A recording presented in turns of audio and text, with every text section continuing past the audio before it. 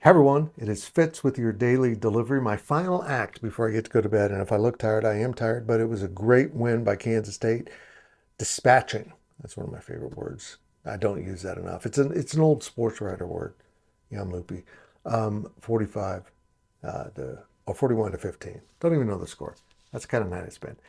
Hey, before I get going on this crazy DD, make sure you're subscribing to this YouTube channel. We're going to tell you the truth about Kansas State athletics, Big 12 athletics, every time. We don't do anything for shock value. I say what's on my mind. Maybe that has shock value. Go ahead and hit the subscribe button. I appreciate it so much. So we're heading into the final weekend of Big 12 football. The final weekend of regular season football for most part. There's the Army-Navy game after this weekend. And there's 8 full games, of course, in the Big 12. There's 16 teams in this conference. You want to know how many teams going into the final weekend of Big 12 action this season have a chance to make it to Arlington? 8. Half of this conference still has a chance to play in Arlington. The scenarios are wild. I can't even get into those. But there are 4 teams with 2 losses.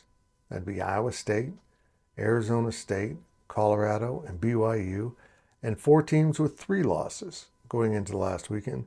That's Texas Tech, Kansas State, West Virginia, and Baylor. Now, naturally, Kansas State's only chance is to beat Iowa State and then get some other things to happen because they need to win tiebreakers at 3 losses. And of course, if there's 2 teams with 2 losses, they're going to go. So, Kansas State, according to this metric, has a 15% chance of making it to Arlington. Iowa State comes in at the highest number at 52%, which is interesting because that's basically if they win, they're in. And this metric's only giving them a 52% chance to beat Kansas State. I thought that was really interesting. Arizona State's next at 50. So Iowa State and Arizona State is the most likely matchup, according to this. Colorado's plummeted to 28, BYU's 38. As I mentioned, Kansas State's 15. The other ones are Tech at 4. Poor West Virginia is at 1.5%. BYU's at 12-ish. Or excuse me, Baylor's at 12-ish. It's insanity. Now, there's been a lot of talk about how competitive this conference is. And this is too competitive. This is ridiculous that half of your conference is alive for a berth in the conference championship game with 1 game to go.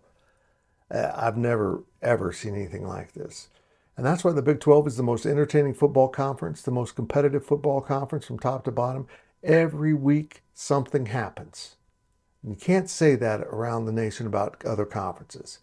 You know who the best teams are. You know who the pretenders are.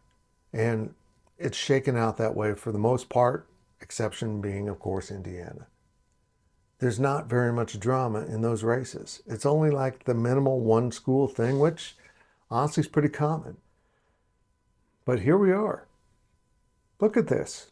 I can't even explain. But there is a scenario in which Baylor plays Texas Tech for the Big 12 championship. There's a scenario where Kansas State, after beating Iowa State, goes to Arlington to play Iowa State. That would be fun. That's kind of the extra Farmageddon. That would make Farmageddon, well, there's a bowl game, basically 3 games in a row. Because, of course, they open next year at Iowa State. So it's insanity. And I love it. I think. This might be too much. Might be too much chaos. Brian Hanley, is there such thing as too much chaos? Oh, he can't hear me. Sorry.